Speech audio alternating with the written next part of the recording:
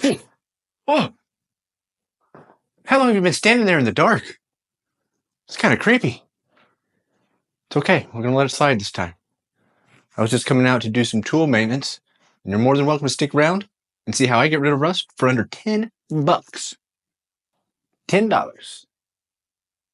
10 greenbacks. The old buckaroo.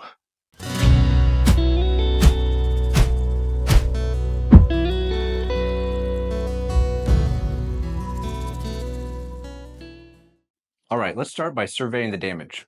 We're going to take a look at my joiner, my table saw, and my drill press. This is pretty roachy. It's going to leave pits. These should come off clean. We got that spot there, a few little spots right here, and that spot there. It's my drill press that's completely roached. Now you have to understand, I had a custom built drill press table on there, and I did have the drill press table waxed. I thought that would keep it from rusting, but when you leave bare wood on cast iron for 2 years without looking, yeah, the rust gets pretty bad. All right, now I'm going to show you how I get rid of rust for under 10 bucks. Take a $10 bill. Boom, gone. Under 10 bucks. All right, now the easiest way I've found to get rid of rust is go over to your sandpaper drawer, find the lowest grit you got. If you don't have 60 grit, probably just go out to your garden, grab some rocks, slap it on this bad boy, and go to town.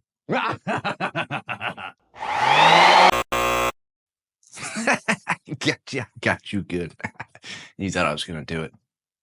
All right, now let's take a look at how I really get rid of rust. It's actually really simple, and as soon as I show you the products I use, you're going to know what I'm doing. All you need is some WD-40, some ScotchBrite, and some paper towels.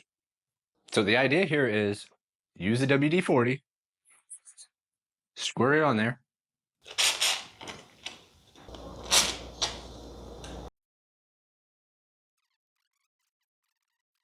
and scrub away the rust with a ScotchBrite.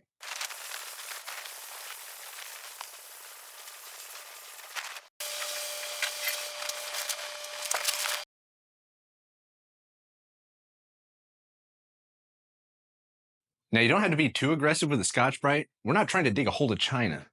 All we're looking to do is remove the surface rust, get the surface back to flat, and then give ourselves an opportunity to keep the rust from coming back. All right, so we know the source of the rust on the drill press because there was a table I built attached to it. What I don't understand is where these severe spots on my jointer and the table saw came from. Generally, I'm very vigilant of where liquids are in the shop. My only thought is I spent the entire summer redoing the ceiling, and I might have spilt some mud somewhere and wiped it up and forgot to come back. If you decide to redo a ceiling in a 400 square foot shop, buy the stilts. Now I know what you're thinking, and the answer is yes. Stilts are incredibly dangerous, and you'll probably wind up breaking both your hips. But at least you'll never know what it's like to sing yourself a song about how many times you went up and down a ladder.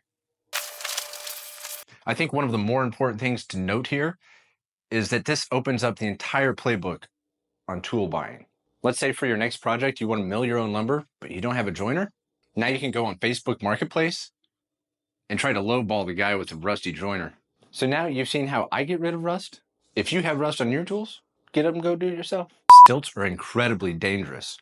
You'll probably shatter your pelvis, snap both of your femurs, probably snag your sack, and more than likely, your family will find your cold, lifeless... What? Who the f*** wrote this? That felt good. Ooh, it's loud.